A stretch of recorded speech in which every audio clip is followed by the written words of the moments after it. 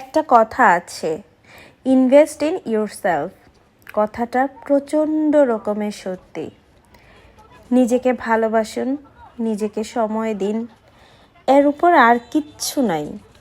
নিজেই নিজের first priority হন। No one can beat you.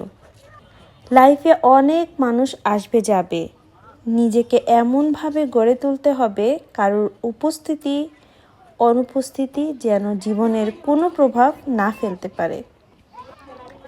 আসলে নিজেকে ভালো রাখতে একটু স্বার্থপর হওয়া খারাপ না, কি বলেন আপনারা?